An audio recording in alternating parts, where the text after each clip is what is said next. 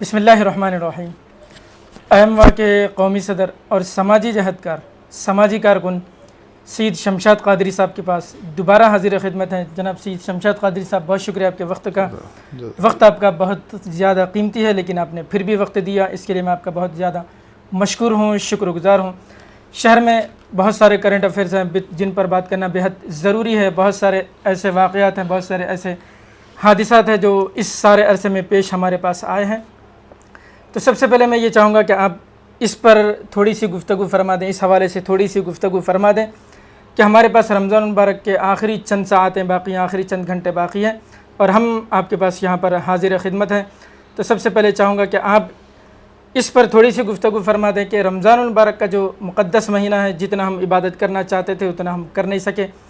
اور جتنی ہم نمازیں پڑھنا چاہتے تھے اور جتنا ہم نیکیاں کرنا چاہتے تھے اس سے ہم محروم رہ گئے۔ لیکن افسوس کہ دل رنجیدہ بھی ہے اور غمگین بھی ہے۔ سعودی عرب میں کل عید ہو چکی ہے، ہمارے پاس شاید یہاں پر کل عید ہوں گی انشاءاللہ۔ تو آپ اس حوالے سے عالم اسلام کو کیا پیغام دینا چاہیں گے؟ بہت بہت شکریہ ریاض صاحب۔ سب سے پہلے تو میں آپ کا دل کی گہرائیوں سے شکریہ ادا کرنا چاہتا ہوں، جزاک اللہ کہنا چاہوں گا کہ آپ نے ہمیشہ سلگتے مسائل پر گفتگو کرنے کا جو آپ نے سلسلہ شروع کیا ہے، میں سمجھتا ہوں کہ یہ ہونا بھی چاہیے اور وقت کی اہم ضرورت بھی ہے، کیونکہ جب تک یہ جتنے کرنٹ افیئرس کی بات کی آپ نے، جیسے رمضان المبارک کی بات کی، تو یہ تمام عوام کے سامنے جانا بہت ضروری ہے، کیونکہ جب تک عوام میں شعور بیداری نہیں آئے گا ہم کچھ کرنے والے نہیں ہیں اور ہمارے سے کچھ ہونے والا بھی نہیں ہے۔ سب سے پہلے تو آپ نے جو سب سے اہم سوال جو کیا، میں اس وقت بہت زیادہ جذبات سے مغلوب ہوں۔ الحمدللہ اللہ تعالیٰ نے اس مرتبہ رمضان کا مبارک مہینہ ہم کو نصیب فرمایا، مگر اس کے باوجود بھی ریاض صاحب یہ بات کہنا چاہوں گا کہ اللہ تعالیٰ نے جس طریقے سے ہم کو اس مبارک مہینے کو ہم کو نصیب فرمایا، عبادتوں کا موقع عطا فرمایا، مگر اس کے باوجود بھی میں کہنا چاہوں گا ریاض صاحب کہ ہم نے حد الامکان اس بات کی کوشش کی کہ زیادہ سے زیادہ عبادتیں ہوں، تراویح ہو، تلاوت قرآن پاک ہو، نمازیں ہوں، روزے خوشو کے ساتھ رہیں۔ برکف اللہ تعالیٰ نے جتنا ہم کو جو ہے سکت دی اس کے مطابق ہم نے کام کی، مگر میں اللہ تعالیٰ سے اس بات کی دعا کروں گا ریاض صاحب کہ میدان حشر میں جس طریقے سے ہم کو اللہ تعالیٰ کے سامنے جانا ہے اس رمضان کے مبارک مہینے میں، آپ کی ہماری یہ سب سے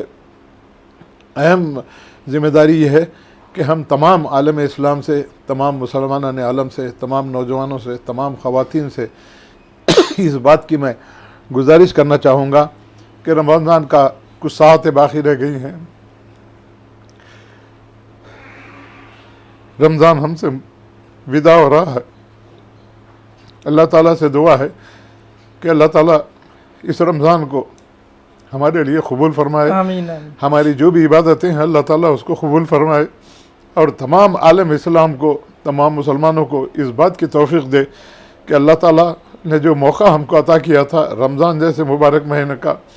تو ہم کو اپنا محاسبہ کرنا ضروری ہے کہ ان 30 دنوں میں ہم نے کیا کیا عبادتیں کی، کیا کیا نیکیاں کمانے کے لیے ہم نے اپنے آپ کو مختص کر دیا۔ پھر اللہ تعالیٰ سے دعا ہے کہ تمام عالم اسلام سے، تمام مسلمانوں سے، اور جہاں تک میری آواز ان تک پہنچ رہی ہے،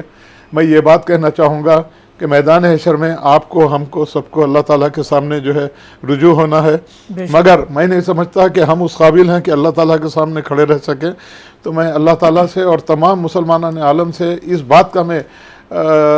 پرزور ان سے اپیل کرنا چاہوں گا، ان سے جو ہے گزارش کرنا چاہوں گا کہ اپنے آپ کو اسلامی طریقے پہ ڈھالیے، اسلام جو ہم کو جو باتوں سے ہم کو اسلام باتیں سکھائی ہے ان پہ عمل کرنے کی کوشش کرنا ہے، قرآن کو سمجھ کے پڑھنے کی ضرورت ہے، روزے نماز کی جو ہے پابندی کرنے کی ضرورت ہے۔ ان تمام چیزوں کا محاسبہ اگر ہم کریں گے تو میں سمجھتا ہوں کہ ہم بہت اس میں ناکام ہیں ریاض صاحب۔ آپ عام طور پہ آپ دیکھے ہوں گے کہ آج رمضان کے اس مبارک مہینے میں جہاں مساجد کو آباد کرنا تھا وہاں بازاروں کو آباد کر دیا گیا ہے۔ خواتین کو دیکھیے، میں وہی سوال کرنا چاہ رہا ہوں، رمضان المبارک میں رمضان کی رونقیں کم ہمیں نظر آتی ہیں، شاپنگ کی جو رونقیں ہیں، خریداری کی جو رونقیں ہیں وہ بہت زیادہ نظر آتی ہیں۔ یہی ہماری بدقسمتی یہ ہے کہ میں خصوصی طور سے خواتین سے اور حضرات سے یہ بات کہنا چاہوں گا کہ رمضان کی عظمت کو، رمضان کی جو ہے اہمیت کو سمجھتے ہوئے اپنے خواتین کو، اپنے نوجوان لڑکیوں کو، اپنے نوجوان لڑکوں کو اس طرح راغب کرنا ہے کہ یقیناً کیجئے، خرید و فروخت کیجئے، مگر سب سے پہلے آپ کی جو اہم ذمہ داری ہے، جو رمضان کا جو مہینہ عبادتوں کا مہینہ ہے، تلاوت قرآن کا مہینہ ہے، تراویح کا مہینہ ہے، نمازوں کا مہینہ ہے، روزوں کا مہینہ ہے، خشوع کے ساتھ روزے رکھتے ہوئے، نمازیں ادا کرتے ہوئے، تراویح ادا کرتے ہوئے اگر ہم بعد میں ان تمام چیزوں سے کچھ وقت نکال کے اگر ہم خرید و فروخت کریں گے تو مناسب ہے۔ مگر مجھے ایسا محسوس ہوتا ہے ریاض صاحب کہ جب دیکھیے دن میں 12 بجے سے لے کے رات میں 2 بجے تک خواتین جو ہے بازاروں میں خرید و فروخت میں لگی ہوئی ہیں، جبکہ اللہ تعالیٰ نے اتنا متبرک اور اتنا جو ہے مبارک مہینہ ہم کو نصیب کیا تھا۔ میں اللہ تعالیٰ سے اسی بات کی گزارش کروں گا کہ ہمارے تمام خواتین کو، نوجوان لڑکیوں کو، نوجوانوں کو، بزرگ حضرات کو اللہ تعالیٰ اس بات کی توفیق دے کہ رمضان جیسے مبارک مہینوں کو ہم نے ضائع کر دیا۔ اور میری اللہ تعالیٰ سے اس بات کی دعا ہے کہ خاص طور سے اب جتنی بھی مساجد اب بھرتی تھی، اگر واقع آپ کو رمضان کی اہمیت کو اجاگر کرنا ہے، رمضان کی اہمیت کو لوگوں کے سامنے پیش کرنا ہے، تو جس طریقے سے اب آپ نے نمازوں کی پابندی کی اس رمضان میں، آنے والے رمضان تک اس کا تسلسل اگر ہم برقرار رکھیں گے تو میں سمجھتا ہوں کہ کچھ نہ کچھ ہم ہمارے سے جو کوتاہیاں ہوئے ہیں ان کو ہم اس کو پورا کر سکتے ہیں۔ بے شک قادری صاحب، آپ کے یہ جذبات رمضان المبارک سے بے انتہا محبت کا اظہار کرتے ہیں۔ رمضان المبارک کا جو غم ہے وہ تمام عالم اسلام کے مسلمانوں کو ہے۔ اور دوسرا سوال میں یہ کرنا چاہوں گا قادری صاحب، سب کی اسرائیل اور فلسطین کا جو ایشو ہے وہ کسی سے ڈھکا چھپا ہوا نہیں ہے۔ اسرائیل نے پھر سے فلسطین کے خلاف سیز فائر کی جنگ بندی کی خلاف ورزی کی ہے اور فلسطینیوں کو شہید کر دیا ہے، اور ہمارا خیال یہ ہے کہ اور جو دانشور ہے ان کا بھی یہ خیال ہے کہ اسرائیل اور فلسطین کو اب 2 نیشن تھیوری کی طرف جانا چاہیے، 2 اسٹیٹ تھیوری کی طرف جانا چاہیے۔ آپ کے خیال میں کیا یہ 2 نیشن تھیوری کام کر پائے گی کہ اسرائیل کو فلسطینیوں پر ظلم کرنے سے بچایا جائے؟ دیکھیے ریاض صاحب، سب سے اہم بات تو میں یہ بات کہنا چاہوں گا کہ فلسطینیوں نے جس بہادری اور جرات کا جو مظاہرہ کیا ہے اس قریب 1 سال کی جنگ میں، اللہ تعالیٰ نے ان کی بہت 1.5 سال کی جنگ میں جو مدد کی ہے، مگر اس کے باوجود بھی ریاض صاحب جس اسرائیل نے جس بربریتی اور جس ظلم و ستم کا جو مظاہرہ اسرائیل نے کیا ہے، اب دل چاہتا ہے، خون کے آنسو روتا ہوا نظر آتا ہے۔ مجھے سب سے زیادہ تکلیف اس بات کی ہوتی ہے ریاض صاحب کہ 57 مسلم ممالک ہیں،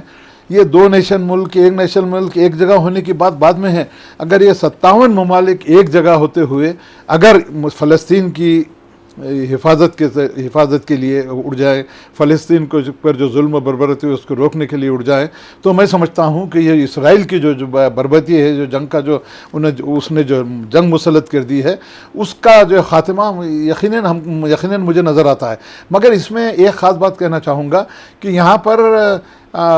اسرائیل سے زیادہ اس میں امریکہ کا زیادہ ہاتھ ہے، امریکہ کی بربریت اس میں زیادہ ہے۔ امریکہ جس طریقے سے اسرائیل کی ہمت افزائی کرتا ہے، اس ہمت افزائی کی وجہ سے ایک معمولی چھوٹا سا ملک کیا کر سکتا ہے، مگر اس کے باوجود بھی یہ ہمارے اسلامی ملک جس طریقے سے اپنی خاموشی اختیار کیے ہوئے ہیں، میں سمجھتا ہوں کہ اس کا حل ایک ہی ہے، جب تک مسلم ممالک ایک ہوتے ہوئے فلسطین کے حقوق دلانے کے لیے، فلسطینی حکومت کا قیام کرنے کے لیے جب تک آگے نہیں بڑھیں گے،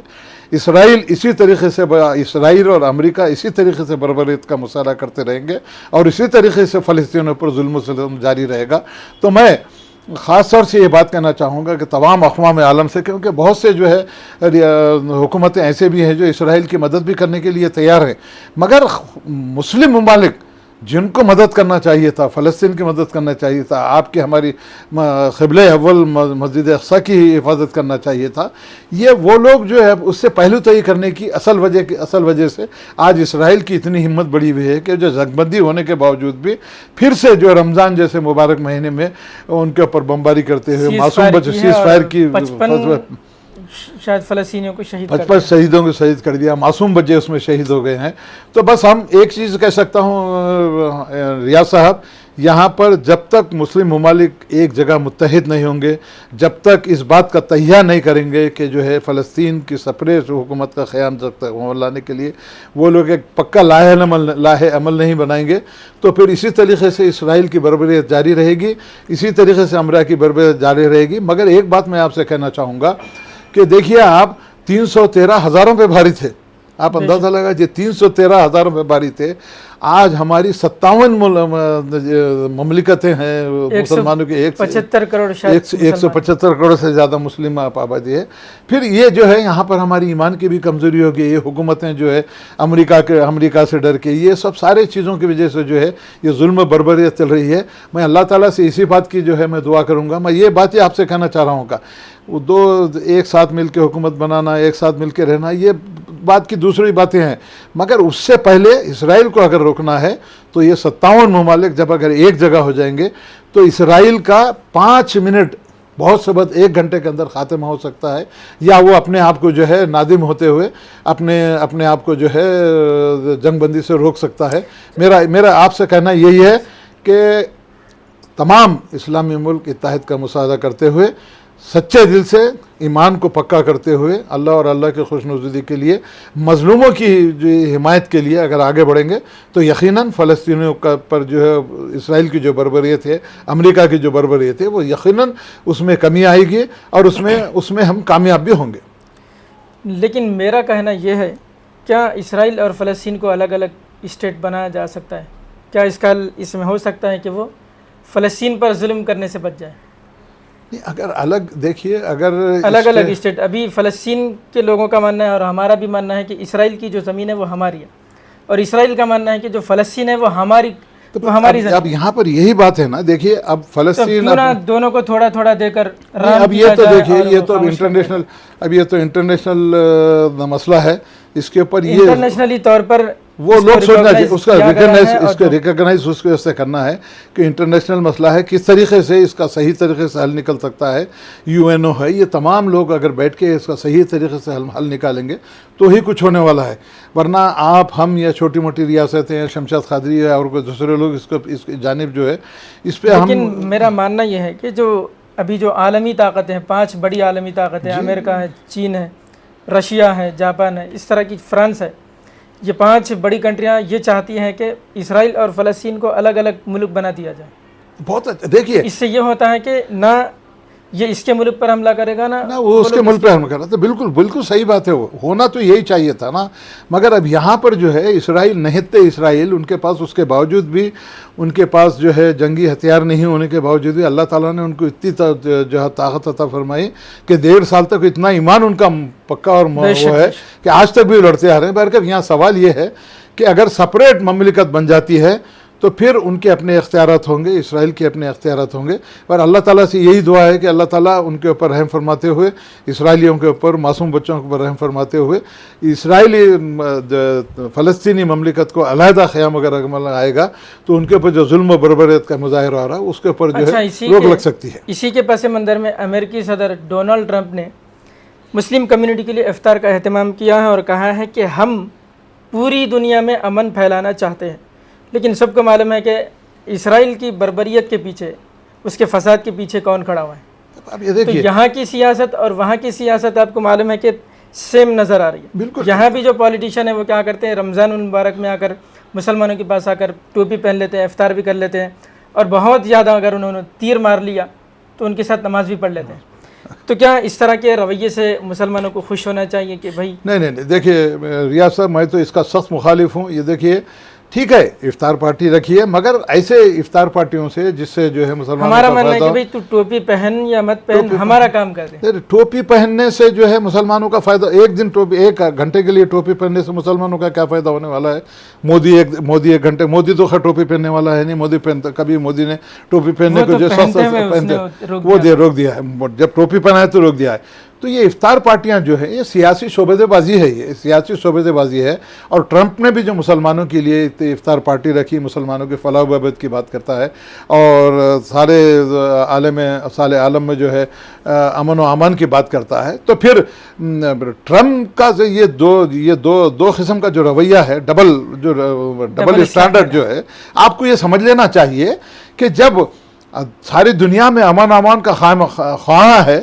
تو پھر اسرائیل کو 2 منٹ میں وہ روک سکتا ہے. اسرائیل کو 2 منٹ میں روکتے ہوئے فلسطین پر جو بربریت کا مظاہرہ ہو رہا ہے, جو جنگ بندی ہوئی تھی, جو سیز فائر ہوا تھا, اس کے باوجود بھی پھر بربریت کا مظاہرہ کیا ہے. تو پھر یہ افطار پارٹی کر کے ساری دنیا میں عمل کی بات کرنا, یہ تو صرف مسلمانوں کو بیوقوف بنانا ہے اور مسلمانوں کے ساتھ کھلواڑ کرنا ہے. چاہے وہ مودی گورنمنٹ کی حکومت ہو, چاہے ریونت ریڈی کی حکومت ہو, چاہے ہندوستان کے تمام 31 صوبوں کی حکومت ہو, صرف اور صرف مسلمانوں کو ووٹ حاصل کرتے ہوئے, الیکشن میں ان سے ووٹ حاصل کرتے ہوئے صرف اور صرف مسلمانوں کو بیوقوف بنانا. افطار میں نظر آتے ہیں, پھر اس کے بعد پھر 5 سال تک کوئی نظر آنے والا نہیں ہے. آزادی سے لے کے آج تک جس طریقے سے مسلمانوں کے اقتصادی طور پہ, معاشی طور پر, تعلیمی طور پر جس طرح پسماندہ کر دیا گیا ہے, اب میں خاص طور سے مسلمانان ہند سے یہ بات کہنا چاہوں گا کہ ہم قومی دھارے میں شامل رہتے ہوئے ہندوستان کی سالمیت کے لیے بھی کام کریں گے, ہندوستان کی ترقی کے لیے کام کریں گے, اور یہ فرقہ پرستی کا جو زہر, چند مٹھی بھر عناصر جو زہر پھیلا رہے ہیں, اس فرقہ پرستی کو ختم کرنے کے لیے, ان کو منہ توڑ جواب دینے کے لیے تمام جمہوریت پسند ہندو, مسلم, سکھ, عیسائی مل کے کام کرتے ہوئے اگر کام کریں گے تو ہی ہندوستان میں امان قائم ہوگا. صرف افطار پارٹیوں سے, ٹوپی پہننے سے, ساتھ نماز پڑھنے سے کوئی مسلمانوں کا حل ہونے والا نہیں ہے, کسی قسم کی کوئی بات ہونے والی نہیں ہے. آج ایک خاص بات آپ سے کہنا چاہوں گا, جبکہ وقف کی اتنی بڑی جائیدادیں جب مسلمانوں کی فلاح و بہبود کے لیے ہمارے آبا و اجداد نے ہمارے لیے جو مختص کی گئی تھی, اب مودی حکومت, ظالم حکومت نے جس طریقے سے مسلمانوں کو اور اقتصادی طریقے سے تباہ و برباد کرنے کا جو منصوبہ بنایا ہے, آپ دیکھیے ریاض صاحب, آج تک 1958 میں نیا قانون بننے کے بعد جو ہے تمام اختیارات دیے گئے, تمام جتنے بھی جو وقف کی جائیدادیں تھے اس کو کمپیوٹرائز کرتے ہوئے. اسی سوال پہ میں آؤں گا انشاءاللہ. جی, لیکن ہمارے پاس جو سوشل میڈیا پہ ایک کوئی منتری یا سنتری آتا ہے اور افطار کرتا ہے, ٹوپی پہن لیتا ہے, اس کی ویڈیو کو ہمارے جو نوجوان ہیں, جو مسلم نوجوان ہیں, یا آپ کہہ سکتے ہیں مسلم معاشرہ اس کو بہت زیادہ اپریشیٹ کرتا ہے, سوشل میڈیا پہ شیئر کرتا ہے. تو کیا اس ذہنیت سے ہمیں نکلنے کی ضرورت نہیں ہے کہ بھائی وہ ٹوپی پہن رہا ہے, وہ کچھ بھی کر رہا ہے, لیکن آپ کے جو مسائل ہیں وہ کہاں تک حل ہوئے؟ دیکھیے, سب سے اہم بات آپ نے جو سوال کیا, یہ سوشل میڈیا پہ جو آئے آدھے گھنٹے کے لیے, پون گھنٹے کے لیے آپ ٹوپی پہنے, مسلمانوں کی تعریف کریے, مسلمان بڑے اچھے ہیں, ہم ایک ساتھ گلے مل کے عید منائیں گے, تہوار منائیں گے. مگر اب نوجوانوں کو بھی اب یہ بات سمجھ لینا چاہیے کہ آپ کی ترقی آپ ہی کے اوپر مضمر ہے. آنے والے الیکشن میں جس طریقے سے پولیٹیشین آپ کو استعمال کرتے ہیں, اب آپ کی بھی اب یہ ذمہ داری ہے کہ ان پولیٹیشین کو آپ کے سامنے جھکاتے ہوئے ایک ایک ووٹ کی اہمیت کو سمجھنا ہے. ایک ووٹ جو 5 سال تک آپ کا پیچھا کرتا ہے, آپ کی ترقی اس میں مضمر ہے, آپ کی تعلیم اس میں مضمر ہے, آپ کی مہنگائی روک جو ہے آپ کے ایک ووٹ میں مضمر ہے. تو اب یہ مسلم نوجوانوں کو یہ سوشل میڈیا پہ اتنا زیادہ جو اہمیت دینے کی ضرورت نہیں ہے. سوشل میڈیا پہ اس بات کی اہمیت ہم کو دینا ہے کہ جب وہ لوگ آتے ہیں, اس طریقے سے پولیٹیشین آتے ہیں, تو ہمارا ایک ایجنڈا ہونا چاہیے کہ وہ ایجنڈے پہ بات کرتے ہوئے کہ بھائی آپ آئے ہیں ہمارے پاس, مگر جو بھی حکومت بن رہی ہے, مسلمانوں کے جتنے بھی مسائل ہیں, مسلمانوں کی جتنی پریشانیاں ہیں, بے روزگاری کا معاملہ ہو, مہنگائی کا معاملہ ہو, قتل و غارت گری کا معاملہ ہو, مسلمانوں کو جیل بھرنے کا معاملہ ہو, ان تمام باتوں کو نظر میں رکھتے ہوئے یہ سوشل میڈیا پہ کوئی آ کے 1-2 بات کر کے چلے گا, اس کو جو ہے اس کی تشہیر کرنے کی ہمارے کو چندہ ضرورت نہیں ہے. ہم کو ایمان پکا رکھنا ضروری ہے, اللہ پہ بھروسہ کرتے ہوئے اس بات کی ہم کو تمانیت دینا ہے کہ ان جیسے سیاست دانوں سے بچتے ہوئے اپنے مطالبات کو کس طریقے سے حل کیا کرایا جائے, اور کس طریقے سے ان کو ووٹ کی اہمیت ان کو سمجھائی جائے. اچھا, وہ بھی ہے. تو اسلامک پرسپیکٹیو سے آپ دیکھ سکتے ہیں ووٹ کی بہت زیادہ اہمیت ہے, بہت زیادہ اس کو شہادت کے معنی میں لیا گیا. یعنی آپ ایک آدمی کے حق میں گواہی دے رہے ہیں 5 سال کے لیے کہ یہ صادق ہے, امین ہے. اگر آپ پیسے لے کے کسی کے حق میں گواہی دے رہے ہیں, صادق ہے, امین ہے, تو یہ ایک دھوکے کے معاملے میں آ جائیں گا. یقیناً دھوکہ ہے نا. دیکھیے, خود اپنے آپ کو بھی دے رہے ہیں, اور اسلامی طریقے سے اپنے معبود حقیقی کو بھی آپ اس میں دھوکہ دے رہے ہیں. وہ جو اختیار ووٹ کا دیا گیا ہے, اگر صحیح طریقے سے, آج کل ووٹ کی اہمیت یہ رہ گئی ہے 300 روپے ایک ساڑی یا 5000 روپے ایک ساڑی یا ایک شراب کی بوتل یا تو آپ, میں خصوصی طور پہ مسلم نوجوانوں سے اور پچھڑے طبقات کے جتنے SC ST BC اور جتنے جمہور پسند ہندو بھائی ہیں, میں ان سے بھی یہ بات کہنا چاہوں گا کہ اب آپ کو ہم کو یہ بات سوچنا ہے کہ ووٹ کی اہمیت کیا ہے، ووٹ کی قیمت کیا ہے، ووٹ کے جو ہے کہ استعمال سے کتنا فائدہ ہونے والا ہے، کتنا نقصان ہونے والا ہے، یہ سمجھنا چاہیے. کیونکہ یہ نوجوانوں کو اور آپ کے ہمارے بزرگ جتنے بھی جو ہے علماء کرام ہیں، جتنے بھی مفکر لوگ ہیں، جتنے بھی پڑھے لکھے لوگ ہیں، جتنے بھی جو تعلیم یافتہ لوگ ہیں، اب یہ ان کو آگے آنے کی بہت ضروری ہے. اب یہ جتنے بھی علماء کرام ہیں، مولانا ہیں، مفتی ہے، اب جو ہے خانقاہ میں بیٹھ کے جو ہے احکامات جاری کا وقت ختم ہو گیا ہے. اب ان کو بھی باہر نکل کے میدان معاملے میں آنا ہے، اور نوجوانوں کے ساتھ، خواتین کے ساتھ ووٹ کی کیا اہمیت ہے، ووٹ کو کس طریقے سے استعمال کیا جانا چاہیے، اور ووٹ استعمال کرنے کے بعد آپ کا اس کا کیا فائدہ ہونے والا ہے. اچھا، تو اسی ان پہ سے باتوں کو شعر سوچنا علامہ ضروری ہے. اقبال کا مجھے یاد آ رہا ہے. انہوں نے خانقاہوں کی طرف اشارہ کرتے ہوئے فرمایا تھا کہ خانقاہوں سے نکل کر ادا کر رسم شبیری. بے شک انہوں نے کہا تھا کہ بھئی خانقاہوں میں بیٹھ کر تم فتوے مت جاری کرو، بلکہ میدان جنگ میں نکل کے آؤ. تو اب میدان جنگ ابھی شاید یہ بن چکا ہے، اس سے کم بھی نہیں ہے. تو اچھا، ہندوستان کے جو حالات ہیں اس کے تناظر میں اب دیکھا جائے تو سول ادارے، پولیس کی جانب سے اس طرح کی باتیں کہی جا رہی ہیں کہ اگر سڑک پر نماز پڑھو گے تو پاسپورٹ اور لائسنس ضبط کر لیا جائے گا، چھین لیا جائے گا. تو کیا اس سے یہ معلوم نہیں ہو رہا کہ یہاں پر ایک پارٹی کی سائیڈ لائن بولی جا رہی ہے، بالکل ایک صحیح. پارٹی کی جانبداری کی جا رہی ہے. بالکل اور ہمارا ماننا ہے کہ سب کلیئر ہو جائے کہ ہمارا ماننا ہے کہ سڑک پر نماز نہ پڑھی جائے تو بہتر ہے. اور ایک چیز لیکن میں اس طرح ایک خاص ساتھ، یہ بہت اہم بات ہے، سب صحیح بات ہے. میں آپ سے بھی یہ بات کہنا چاہوں گا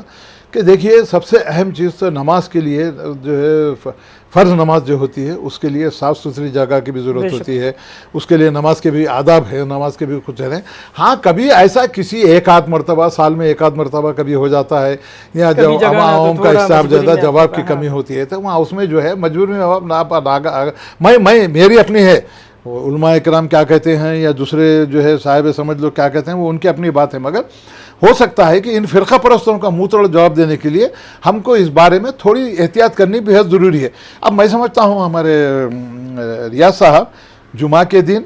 اور میں سمجھتا ہوں خاص طور سے جمعۃ الوداع اور عیدین کے وقت کی جو لوگ سڑکوں پہ آتے ہیں. تو میں ہمارے تمام علماء اکرام سے اور تمام مفکر اسلام سے اور جتنے بھی بڑے بڑے لوگ ہیں، جتنے بھی صاحب سمجھ لوگ ہیں، جن کو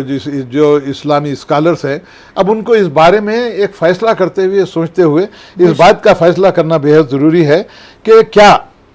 ہم روڈوں پہ اگر جس طریقے سے اگر نماز نہ پڑھیں، اس کے لیے ہم اپنے جانب سے کچھ احتیاط کر لیں، تو شاید ہو سکتا ہے کہ یہ پولیس والوں کے ڈنڈے کھانے سے، پولیس والوں کے جو ہے جوتے کھانے سے ان کو موقع ملتا ہے، تو ان کو موقع نہ دیں. تو میں سمجھتا ہوں کہ یہ مناسب ہے کہ ہم اس بارے میں تھوڑی احتیاط کرتے ہوئے کرنا چاہیے. مگر ایک بات میں کہنا چاہوں گا، احتیاط تو کریں گے، ضرور یقین کریں گے. جب بابا صاحب امبیڈکر نے دستور بنایا، تمام ہمارے حقوق ہمارے ساتھ مختص کر دیے گئے، حقوق دیے گئے ہمارے کو. ہندوستان میں جمہوریت پسند لوگوں کو ہندوستان میں رہنے، جمہوری طور پر رہنے کی ہمارے کو جو ہے اجازت دی گئی، اس میں ہمارے کو ہر چیز دی گئی. اور جس طریقے سے مسٹر نریندر مودی نے پچھلے سال 10 سال میں جب آ کے سب کا ساتھ سب کی وکاس کی بات کی، تو مسٹر نریندر مودی سے یہ سوال کرنا چاہوں گا کہ یہ سب کا ساتھ سب کا وکاس ہے؟ ایک آدھ مرتبہ اگر روڈ پہ اگر نماز پڑھ لیا تو آپ کا اس میں کسی قسم کا نقصان ہونے والا نہیں ہے. تو مسٹر نریندر مودی، عادت نہ بنائی جائے، اس کو عادت نہ بنائی جائے. میں ایک بات کہنا چاہوں گا کہ اس کو عادت مت بنائیے. اللہ کے واسطے میں تمام مسلمانوں سے اور تمام عالم اسلام کے جتنے بھی مفکر ہیں، جتنے بھی علماء اکرام ہیں، ان سے بات کہنا چاہوں گا کہ اس کو عادت مت بنائیے. اور اس کو کم سے کم جو ہے اس بات کا تو ہم کو آج تیار یہ کرنا ہے کہ سڑکوں پہ نماز پڑھنے سے ہم کو تھوڑا اعتراض کرنا ضروری ہے. وہ بھی مگر اس کے باوجود بھی اگر مجبوری میں کچھ ہو جاتی ہے تو ہم حکومت سے بھی اس بات کا مطالبہ کرتے ہیں کہ جہاں بھائی مجبوری میں جب نماز پڑھی گئی ہے تو آدھے گھنٹے میں آپ کا کسی قسم کا نقصان ہونے والا نہیں ہے. آپ لائسنس ضبط کر لیں گے، آپ فلاں اس کو جو ہے جیل کے کٹورے میں پھر پہنچا دیں گے. جہاں پر زعفرانی حکومت ضبط نہیں، یہ پورا وہی وہ لگا جو فرقہ پرست لوگ ہیں، وہی لوگ فرقہ پرست کا زہر پھیلانے کے لیے، فرقہ پرست جو لوگ ہیں، فرقہ پرست عناصر جو ہے ہندو مسلم اتحاد کو جو ہے بگاڑنے کے لیے، قومی یکجہتی کو بگاڑنے کے لیے، ان کی اپنی کرسی بچانا ہے، ان کی اپنی کرسی بچانے کے لیے اس طریقے کے حربے استعمال کر رہے ہیں. تو ہم یہ چاہتے ہیں کہ جمہوریت پسند اصحاب، چاہے ہندو ہو، چاہے مسلم ہو، چاہے سکھ عیسائی ہو،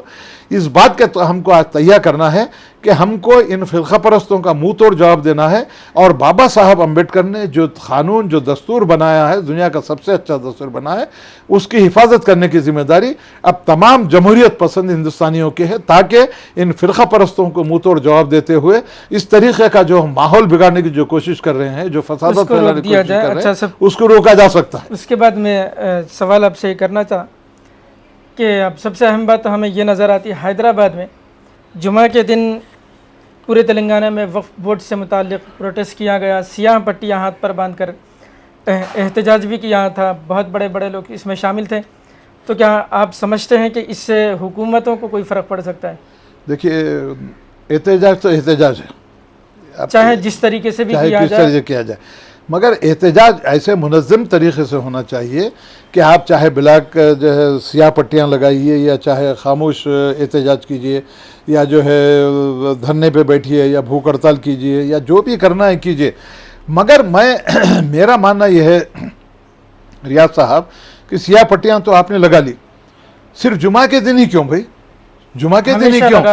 آپ اب جب آپ کا پارلیمنٹ میں بیٹھا ہے، آپ کے سر پہ تلوار لٹک رہی ہے، ہمیشہ کالیاں پٹے لگائیے۔ اور خصوصی طور پر ایک بات میں کہنا چاہوں گا کہ کرناٹک میں جو ہے بل کی مخالفت میں بل پاس کر لیا گیا ہے، مگر تلنگانہ اسمبلی میں ریونت ریڈی سے بھی اس بات کا مطالبہ کرنا چاہوں گا، تمام تلنگانہ کے مسلمانوں سے بات کہنا چاہوں گا کہ ریونت ریڈی کے اوپر ریاست تلنگانہ کے حکام پر اس بات کا دباؤ بنایا جائے کہ آپ بھی ایک ریزولوشن پاس کرتے ہوئے اس کالے قانون کو آپ کے بھی مخالفت کرتے ہوئے اس کی جو ہے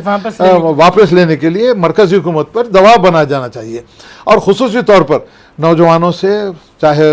بزرگ حضرات ہوں، نوجوان ہوں، خواتین ہوں، ان تمام کی جگہ اس میں خواتین کا بھی حصہ ہونا چاہیے، نوجوانوں کا بھی حصہ ہونا چاہیے، بزرگ حضرات کا بھی حصہ ہونا چاہیے، علماء اکرام کا بھی حصہ ہونا چاہیے، مفکر اسلام کا بھی حصہ ہونا چاہیے۔ اس میں اب ہم کو کرنا یہ ہے کہ کرو یا مرو کی صورت آ گئی ہے، تو اس کے لیے جہد مسلسل ہونا ضروری ہے۔ روزانہ کالے پٹیاں لگائیے، روزانہ ایک چورستے پہ ہمارا احتجاج ہونا، احتجاج ایسا ہونا کہ احتجاج جو ہے بالکل ہی منظم انداز پہ ہونا چاہیے، اور کوئی مار توڑ نہیں، کسی قسم نہیں، بالکل ہی جو ہے پرسکون انداز میں نہ گاندھیائی انداز میں ہونا چاہیے۔ ہم کسی کے اوپر نہ ہم کسی کو پتھر ماریں گے، نہ کسی کو کریں گے۔ ہماری جو مصیبت ہے وہ مرکزی حکومت نے جو مسلمانوں کا دشمنی کا مظاہرہ کیا ہے، اس مظاہرے کو تمام ہندو بھائیوں کے سامنے، سکھ بھائیوں کے سامنے، عیسائی بھائیوں کے سامنے یہ لانا بہت ضروری ہے کہ یہ جو وقف کا جو قانون بنا کے مسلمانوں کو جس طریقے سے پریشان کیا جا رہا ہے، تمام جمہوریت پسند احزاب کو ایک ساتھ لیتے ہوئے، ان کو ساتھ لیتے ہوئے حکومت کو یہ قانون واپس لینے کے لیے مجبور کرنا بہت ضروری ہے۔ یہ ہوگا جب جہد مسلسل، خالی جمعہ کے دن پٹیاں لگا لیے اس کے بعد ختم ہو گیا، پٹیاں کھول دیے نہیں، آپ کے یہ سیاہ پٹیوں کا مظاہرہ کنٹینیو ہوتا چاہیے، منظم طریقے پہ۔ خاموش احتجاج بھی ہو سکتا ہے، آپ اپنے جو ہے لیفلیٹ بنائیے، ہمارا قانون واپس لیجئے، آپ جو ہے دھرنا چوک پہ دھرنا کیجئے، دلی میں جنتر منتر پہ دھرنا کیجئے، اب جیسا کہ بہار میں بہت بڑے پیمانے پہ ہوا، دلی پہ بہت بڑے پیمانے پہ ہوا، تو جو ہے منظم اور پورا من احتجاج بہت ضروری ہے۔ ہم مار دھوڑ کرنا نہیں ہے، حکومت کو بدنام کرنا نہیں ہے، یہ کیونکہ وقف کا جو معاملہ ہے، وقف کا معاملہ مسٹر مودی کی کوئی اس میں جو ہے مودی کی جائیداد نہیں ہے، یا کسی حکومت کی جائیداد نہیں ہے، یہ ہمارے آبا و اجداد نے مسلمانوں کی فلاح و بہبود کے لیے ان کے لیے مختص کیا ہے۔ تو پھر اس میں مودی کو دخل دینے کی ضرورت نہیں ہے، امت شاہ کو دخل دینے کی ضرورت نہیں ہے، زعفرانی پارٹیوں کو دخل دینے کی ضرورت نہیں ہے، کہ کوئی بھی پارٹی کو، فرقہ پرست پارٹی کو دخل دینے کی ضرورت نہیں ہے۔ یہ ہماری جائیدادیں ہیں، اللہ کے نام پہ مختص کی گئی ہیں، ہماری جائیدادوں کو ہمارے حوالے کیا جائے، تاکہ مسلمان جو پستی کا شکار ہیں، جو تعلیمی طور پر محروم ہیں، جو نوکریوں سے محروم ہیں، اس کے لیے ہمارے لیے اس میں آسانی پیدا ہو سکے۔ اچھا یہ بتائیے کہ وقف بورڈ انڈین کانسٹیٹیوشن میں کس ایکٹ کے تحت آتا ہے، اور اب اس ایکٹ میں کون سی چینجنگ اور کون سی نہیں، ابھی تو ایکٹ کی سمٹی تو ابھی تو یہ جب پارلیمنٹ میں پاس ہوگا اس کے بعد اس کا میں آپ کو صحیح جواب دے سکتا ہوں کہ کیا کریں گے۔ مگر ایک بات اس میں کہنا چاہوں گا کہ اس میں خصوصی طور پر جو ایکٹ بنایا گیا تھا، جو وقف کا جو ایکٹ تھا، اس میں صرف اور صرف مسلم ہی رہتے تھے۔ اب یہاں پر فرقہ پرستی کی مثال آپ کے سامنے یہ دینا چاہوں گا۔ آپ دیکھیے گرودوارا پربندھک کمیٹی میں جو ہے ان میں کوئی دوسرا ہندو فریق اس میں شامل نہیں ہے، کوئی مسلم فریق شامل نہیں ہے، ہندو اوقاف میں جو ہے کوئی مسلمان کو نہیں لیا گیا ہے۔ تو پھر میں نریندر مودی سے یہ بات کہنا چاہوں گا کہ پھر وقف کے معاملے میں اس میں ایم ایل ایس کو شامل کرنا یا کسی اور دوسرے کو شامل کرنا، ہندو فریق کو جو ہے اس میں شامل کرنا، کلیکٹر کو شامل کرنا، اس میں کسی قسم کی کوئی ضرورت ہی نہیں ہے. جبکہ وقف کا قانون بن چکا تھا، یہ صرف اور صرف مسلمانوں کے لیے تھا. تو میں نریندر مودی سے یہ بات کہنا چاہوں گا کہ یہ فوری طور پر آپ یہ قانون واپس لیتے ہوئے اس بات کا آپ کو ثبوت دینا ہے کہ آپ صرف ایک پارٹی کے یا بی جے پی پارٹی کے آپ پرائم منسٹر نہیں ہیں، آپ سارے جمہوری ملک کے آپ پرائم منسٹر ہیں، ہندوؤں کے، مسلمانوں کے، سکھوں کے، عیسائیوں کے، اور تمام کی تکلیفوں کو دیکھنے کی ذمہ داری آپ کی ہے. اگر آپ اس سے پہلو تحریک کر رہے ہیں تو اس کا مطلب یہ ہے کہ آپ کے ذہن میں صرف اور صرف مسلمانوں کو ستانا ہے، مسلمانوں کو پریشان کرنا ہے، مسلمانوں کی جائیدادوں کو ہڑپ کرتے ہوئے مسلمانوں کو جو ہے بھیک منگنے کے لیے روڈ پہ لا کے کھڑا کرنا ہے. تو میں مسٹر نریندر مودی سے خاص طور سے مسٹر امت شاہ سے یہ بات کرنا چاہوں گا کہ فوری طور پر اس کالے قانون کو واپس لیتے ہوئے جس طریقے سے پرانے طور پہ 1955 میں جو وقف کا قانون جو بنایا گیا تھا اس کے تحت تمام جتنے بھی وقف کے جو ادارے ہیں ان کے ساتھ تحفظ کرتے ہوئے مسلمانوں کی فلاح و بہبود کے لیے کام کرنے کی ضرورت ہے. مگر اس کے لیے ریاض صاحب میں یہ خاص طور سے کہنا چاہوں گا کہ جتنے مسلم ایم ایل اے ہیں، ایم پیز ہیں، اور جتنے بھی جمہوریت پسند ہندو MLAs MPs ہیں ان کو بھی ساتھ لیتے ہوئے اگر ہم حکومت پہ دباؤ ڈالیں گے تو ہی یہ قانون کو ہم واپس لے سکتے ہیں. ورنہ یہ نریندر مودی حکومت مسلمانوں کے ساتھ طے کر کے بیٹھی ہے کہ مسلمانوں کو جو ہے کسی طریقے سے اقتصادی طور پر، معاشی طور پر ان کو تباہ و برباد کر دیا جائے. اچھا، سب سے آخری سوال میرا یہ ہے کہ بھگوا لو ٹریپ کے جو واقعات ہیں وہ بہت زیادہ سامنے آ رہے ہیں. ہوتا یہ ہے کہ ایک ہندو لڑکا مسلم لڑکی کے سامنے آتا ہے اور کہتا ہے کہ میں اسلام میں دلچسپی رکھتا ہوں، میں اسلام قبول کرنا چاہتا ہوں، اسلام مجھے بہت اچھا لگتا ہے. تو یہ جو میٹھی میٹھی باتیں ہوتی ہیں اس سے مسلم لڑکی کو یہ لگتا ہے کہ اگر میں اس کو اسلام قبول کرا لوں تو شاید میرے لیے بہت زیادہ ثواب کی بات ہے. تو اس لیے یہ لوگ اس حد تک چلے جاتے ہیں کہ وہاں پر ان سے چیٹنگ ہوتی ہے اور اس طرح وہ بعد میں ان کی چنگل میں پھنس جاتی ہیں، اور جب تک یہ معاملہ سامنے آتا ہے سب کچھ برباد ہو چکا ہوتا ہے. تو دیکھیے اس میں سب سے پہلے ریاض صاحب ایک بات میں کہنا چاہوں گا، مسلم معاشرے میں جو اس وقت پستی کا شکار ہے، تربیت کی کمی ہے، دین سے دوری ہے، اسلام سے دوری ہے، قرآن سے دوری ہے، نماز سے دوری ہے. اور ایک خاص بات میں یہاں کہنا چاہوں گا، یہ میری اپنی بات ہے، میں اللہ اور اللہ کے حاضر نظر کی یہ بات کہنا چاہوں گا. یہاں پر والدین کی سب سے بڑی ذمہ داری یہ بنتی ہے ریاض صاحب کہ آپ کی لڑکی کو جب ایک غیر مسلم لڑکا جو ہے بہکاتا ہے، پھسلاتا ہے، جب لڑکی کو جو اس سے شادی کرنے کی بات کرتا ہے تو پھر یہ ماں باپ اس وقت تک ماں باپ کیا کرتے ہیں، جب بچی کالج کو جاتی ہے تو بچی کے کالج کے اوپر اسٹرکٹ ویژل رکھنا ضروری ہے کہ بچی کالج کو کب جا رہی ہے، کالج سے کب آ رہی ہے، کب کس کے ساتھ جو ہے کس کی موٹر سائیکل پہ بیٹھ کے کہاں پھر رہی ہے، کس کے لیے کیا کر رہی ہے. چند ٹکوں کے خاطر اپنا ایمان بیچ کے میں ایک خاص بات کہنا چاہوں گا کہ ہمارے نوجوان بچوں سے خدا سے اللہ اور اللہ کے رسول کا واسطہ دیتے ان سے بات کہنا چاہوں گا، نوجوان لڑکیوں سے کہ اب بھی سمجھ جائیے آپ کو سوائے دوزخ کے آگے کچھ ملنے والی چیز نہیں ہے. اللہ اور اللہ کے رسول کا واسطہ آپ کو دینا چاہتا ہوں کہ چند ٹکوں کے خاطر اپنے ایمان کو مت بیچیے، اپنے اسلام کو مت بیچیے. ہم کس جو ہے امت کے کس کے امتی ہیں یہ بات یاد رکھیے. آپ کے ہمارے پیارے نبی کریم صلی اللہ علیہ وسلم آپ سجدے میں دو دن آپ تو روتے تھے کہ ہماری امت کو اللہ تو میری امت کو جو ہے مغفرت فرما. اور آج کی نوجوان لڑکیاں جو چند ٹکوں کے خاطر اپنے آپ کو بیچتے ہوئے ماں باپ کا نام بدنام کر رہی ہیں، بھائیوں کا نام بدنام کر رہی ہیں، اور سب سے اہم چیز یہ ہے کہ اسلام کا نام جو بدنام کر رہی ہیں. اس کے لیے میں آپ تمام نوجوان لڑکیوں سے اور خاص طور سے والدین سے، سرپرستوں سے اور نوجوان بھائیوں سے یہ بات کہنا چاہوں گا کہ جس طریقے سے وہ لوگ جہاں شادی ہوتی ہے میرج کے وہاں پر وہ لوگ بیٹھتے ہیں کہ کون آ رہا ہے، کون مسلمان ہو رہا ہے، کون ہندو ہو رہا ہے، کون کس سے شادی ہو رہا ہے. تو میں تمام ملی سماجی تنظیموں سے یہ بات کا بھی میں ان سے مطالبہ کرنا چاہوں گا کہ آپ اپنے نوجوانوں کو تیار کیجئے. جہاں شادی میرج ہے، جہاں شادی ہوتی ہے، جہاں